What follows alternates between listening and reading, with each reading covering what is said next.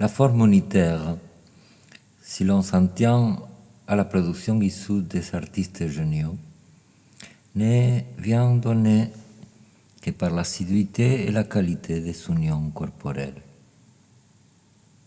Genre de Vereux, poésie et tragédie grecque, ou au moins, si la formule choque pour rustique, l'union des souffles, ce qui fait retomber du bord idéalisant pour peu qu'on prenne souffle par absence et permission pour toute omission.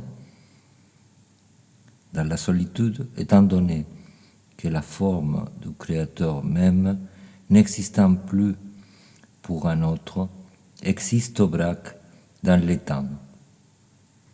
La forme des sobres s'effiloche, pour ainsi dire, dans un non-travail de l'ensemble, un travail que seul l'inconscient accomplit.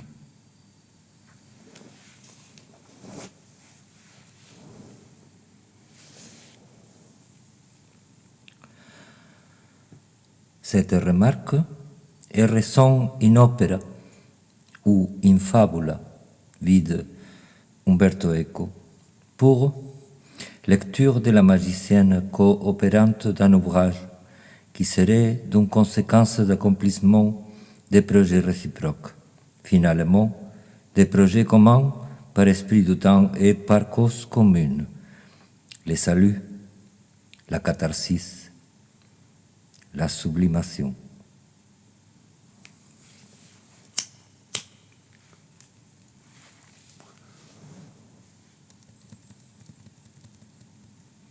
Acquiesçant au vœu de silence en ce qui concerne les noms, la raison est donnée au lieu et non au nom des magiciennes, aux esprits qui réapparaissent au lieu ardent, au lieu de l'union, aux femmes magiciennes qui seraient saisies par les intensités des mots.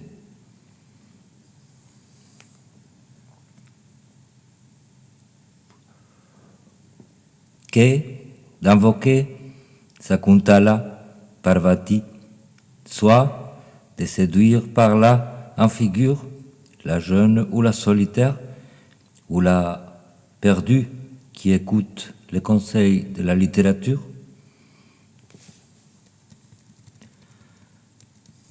Devant la montagne aussi élevée que l'Atlas et l'Himalaya et les Andes et Alpes de Sierra Nevada en Andalousie, à la petite cité de l'Albaicín à Grenade, qui se tient devant la colline du château arabe de l'Alhambra. Ce sont plusieurs les visions d'ordre créateur qui se sont tenues dans mon travail de vie. Il en est des rêves dans la construction de chaque vision, tout comme la sardine avant d'être rire dans les pans du prisonnier est venu se manifester à Narcisse au bord du bassin, venant des profondeurs. Ainsi en est que la magicienne princesse juive montant de Tanger travaillait Popée à l'opéra de Néron à mon atelier et jurant qu'elle pouvait jouer une pièce de théâtre s'en servant comme acteur dans des doigts de sa main et en fit des répétitions qui mirent l'avant du loucher des cieux, aurait pu en être la même dont l'appartement de banlieue m'apparut en détail dans un rêve de ces mêmes années 1999.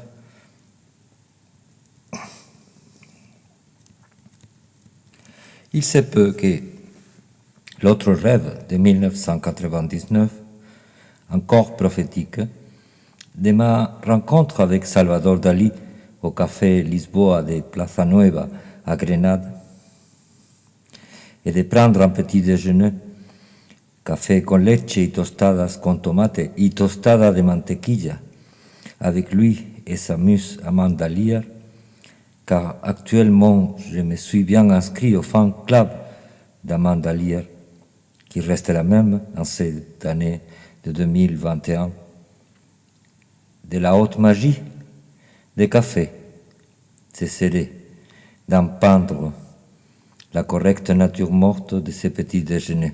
Combien de café? Combien de tostadas de tomates? Le rêve, c'est laisser visiter pendant des années sans violenter l'oubli ni de mort la vie des humains. À ce que dire, qu'Amanda Lear est restée la même. Ne serait que le déni, non pas d'une permanence de l'âge, mais le déni d'une impermanence bien rudement jouée, car le faux qui reste faux est la permanence des rêves, le noyau rassurant des visions nées du néant. Or, le petit déjeuner m'a jamais mis en contact d'une vision. La vision m'a fait l'entendre et la suivre. C'est en restant la même que la muse n'est plus ce qu'elle est. La muse restant vision ou harmonie est le contraire de la sublimation qui implique un changement d'état.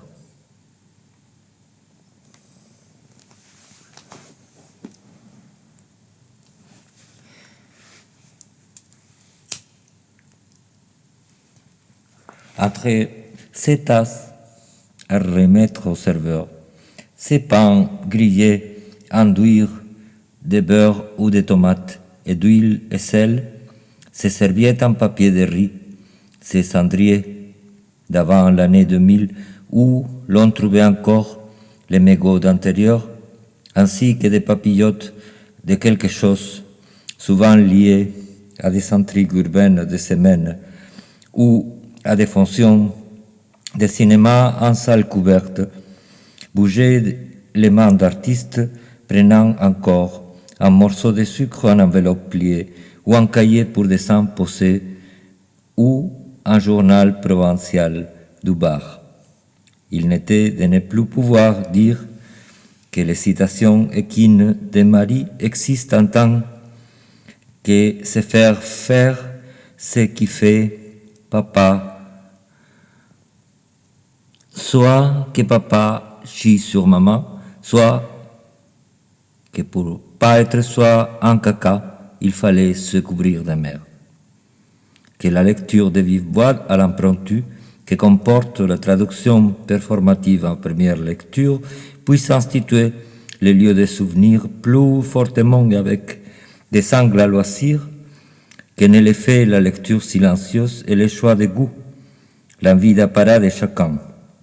Dans mon cas, la manie qui vient répondre à ma perte d'attention me rend par la répétition du registre la projection d'un méditant avancé. Et c'est ainsi que je peux m'approprier la vision, la jambe mise en scène. Sur Salvador Dalí, dans des souvenirs personnels d'une époque peu distante de celle de sa muse Amanda, le philosophe et poète Ignacio Gómez de Liaño a écrit plus d'un livre en espagnol. Le même jour où mon ami franco-juif vietnamien, Orlando Nova, est venu pour la performance à chant démarrage des dents, muni de comprimés d'un truc dont je ne savais rien, censé contenir, à part plein de paracétamol, de la codéine, et que j'ai redouté que lui puisse avoir osé que ce soit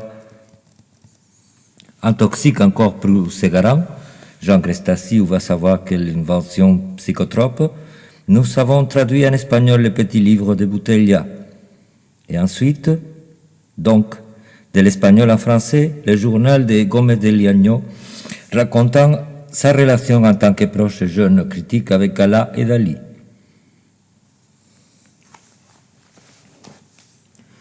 Ce sont les certitudes qui s'instituent après l'avènement du hasard qui font que l'on puisse par avance les consacrer. Ainsi, donc, j'ai fait mes choix de lecture, même si moyenne, en survol léger, en ouvrant à n'importe quelle page en commençant à lire. Et je fus tombé sur la conversation qui transmet des parts de Dalí à Gómez de Liaño, les secrets mnémoniques du perpetuum mobile d'Aristote, le noyau ubique universel qui consiste en ressenti et qui se trouve dans l'entrejeu d'une chaîne concentrique de souvenirs condensés de manière dynamique en ce moment même de la traduction. Il en est que cela produisant l'éclosion du cosmos dalinien, de celui d'Aristote, de celui de l'écrivain, puis d'un musicien mon ami juif vietnamien, ainsi que celui d'une série infinie de personnages implicites à chacun,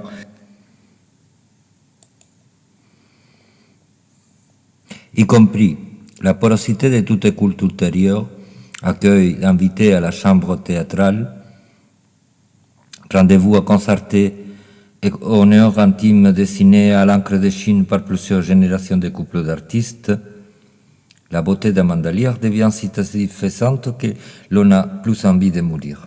Klossowski l'aîné, le philosophe, aurait été cantonné par Robert de Nice, sa femme, au choix par l'intermédiaire de l'écriture du Baphomet, intitulé L'adolescent immortel, dans sa courte déclination pour théâtre, d'un jeune homme au même besoin de perpétuum mobile que la modèle de Dali. Je viens, une tante Pépita, femme ancestrale, peintre de dimanche et femme au foyer, qui fut dans la province andalouse de l'après-guerre et dictature orpheline de guerre, elle et ses sœurs, muse et modèle des peintres bourgeois, chevaliers ridicules, dystopies saugrenues, mais en bonne technique de leur propre style, capables de lui laisser pour son salon un grand portrait élégant vêtu en noir, en gitane esquisse, au sein presque visible. Son mari est une personne aimable, timide, mais pas compliquée, quitte à ce qu'on considère une complication sa collection de montres en panne. Bresson, la question de l'image entre signe et représentation. Puis, je connaissais pas l'approche balbutiante mais éclairée de ces messieurs. J'ai entendu parler et j'avais jamais compris sa démarche. Je vois en lui un peintre, comme il peut m'arriver, et d'ailleurs, il n'y a que ça que j'y suis.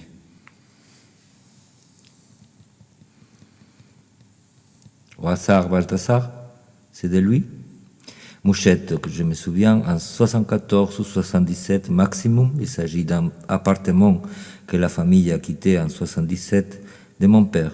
Mes parents avaient vu Mouchette qui passait par les UHF, deuxième chaîne espagnole, avec un, je répète, je sais en signifiant, cuisant intérêt de la part de mon père qui avait passé des soirs à faire allusion au film, que j'avais guetté, mais glissant par derrière leur fauteuil, et que la vie elle-même apparaissait déjà avec l'aura noirâtre du téléviseur. À cette période, il était hors de portée pour des professeurs en Provence, en Espagne, de compter sur des copies vidéo des films. Mais encore sous dictature, il y avait déjà un afflux de films nouvelle vague par le canal UHF, dont Truffaut, mais aussi d'autres, et encore Pasolini. Je crois que mon père, parlant de la mort à Venise, aussi en début des 70, l'avait vu au cinéma, peut-être à Paris, ou bien au cinéma universitaire de Grenade. Vous direz, pourquoi n'associes-tu pas ces souvenirs à ta mère? Eh bien, parce que c'était des trucs qui intéressaient mon père et sa sœur, ma tante Isabelle, qui était aussi pour moi plus marquante culturellement que ma mère. Ma mère serait une question à élucider avant que de vouloir éclaircir cet univers paternel qui s'est si vite écroulé. Son refus de toute conversation artistique était symptomatique en même temps d'une éducation religieuse morbide et des sauvages poussées de jalousie, toujours mutiques, de cet état de transe froid et violent. Mais que dire de la manière dont mon père était rêveur et séduisant.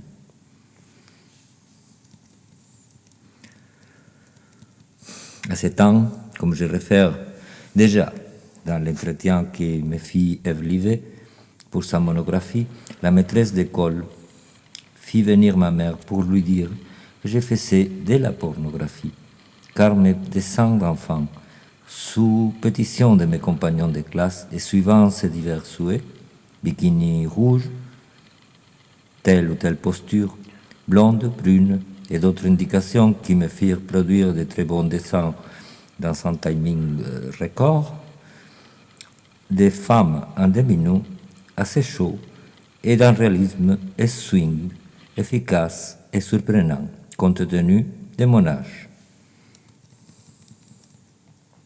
Sur l'apprentissage précoce du dessin, anatomie du corps, proportion, contraposte, volume, perspective japonisante et d'autres techniques, je parle ailleurs. Je veux éclaircir un malentendu. Ce n'est pas du tout un souvenir bucolique car j'ai été maltraité depuis. Et non seulement je fus battu tous les jours brutalement à l'école, mais l'ordose des colonnes, séquelles des coups répétés contre le mur, dans un rituel quotidien où l'on nous tenait à deux et les autres plus grands frappaient des poings, les ventres et des pieds, les testicules et d'autres maladies en découlent. Mais encore à la maison, mes parents entrèrent dans un paroxysme de reproches et d'abord arrachèrent les feuilles de mes cahiers pour les brûlèrent. Pour un enfant qui venait d'apprendre à lire, cela supposa que j'ai jamais pu apprendre à multiplier, par exemple, et que la dictature fasciste, je la connais comme ça dans ma chair.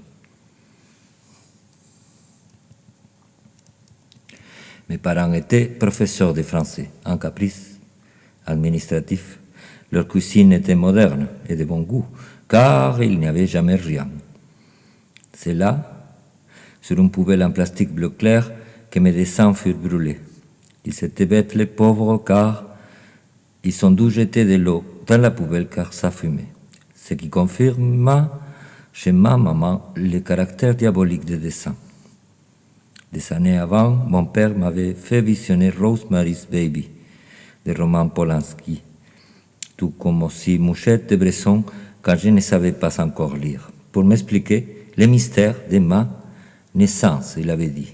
Le geste de Mia Farrow et sa maigreur, les regards, c'était, oui, ceux de ma mère. Mais comment je devais prendre l'énoncé de l'histoire? D'une part, l'indubitable génie moderne l'aveuglait aussi bien chez Polanski que chez moi, son fils de 5 ans. D'autre, il se sentait vraisemblablement emmerdé par quelque chose et il avait besoin de me rendre témoin de cet état hystérique de ma mère. Tout comme Octave, avec son fils, dans Robert ce soir de Klossowski. Des livres hérités des aïeuls maternels, des maisons seigneuriales à l'Indine, plusieurs étaient censés renseigner les bons gens de l'Espagne d'Isabelle II vers la fin du XIXe siècle, reine qui, malgré le poids de l'Église sur sa propre vie et son règne, eut des sympathies pour les libéraux, à l'encontre des dangers et des mystères d'une franc-maçonnerie qui est, chez cet auteur, à la prose baroque, incarnait les diables révolutionnaires, nonobstant ces livres devenant contradictoirement un étrange objet subversif. Sur la même corde bizarre était un livre français imprimé en 1788.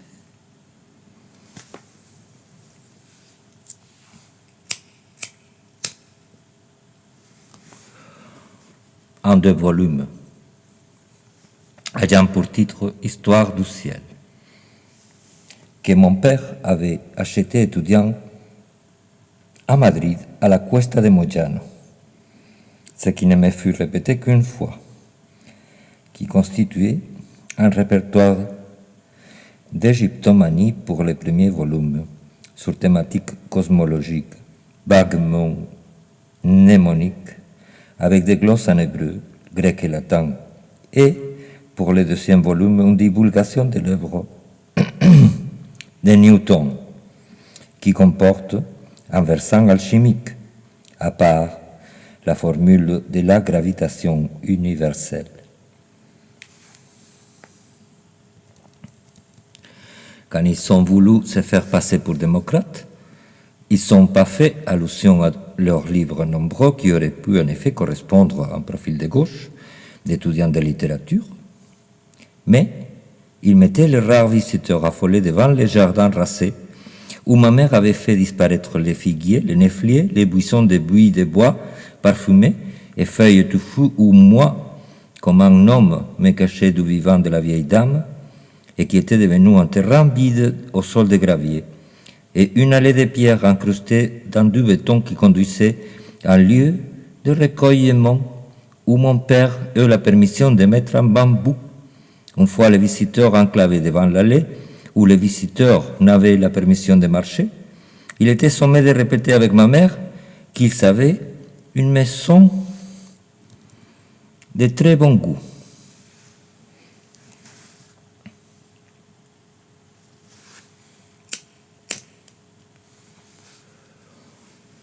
Quand vous entendez la vieille dame, vous vous dites « mais ce sont de beaux souvenirs avec sa grand-mère ». Il ne se rend même pas compte. Et je vous dis qu'il faut tenir compte qu'il avait peur de mes parents, et même de moi, car c'était moi qui, tout content, la cherchais et la trouvais. Il s'arrivait, la bousculait, lui jetait ses affaires, lui en prenait d'autres, et finir par lui faire tellement mal qu'elle était morte, et officiellement, ce n'était pas de la famille. La distance temporelle parfois nous rend, comme la mer rend le corps, des souvenirs dont on n'était pas au jour clair. Par exemple, l'allusion de la sœur de ma mère Pepita, donc, à des squelettes sous la maison que les travaux auraient couverts et qui lui faisaient faire des cauchemars qui lui torturaient la tête à des reprises diverses. À des moments où elle parlait entre elle et moi, je me plantais, somnambule, de l'autre côté d'une porte. Comment ne pas avoir peur d'une famille pareille?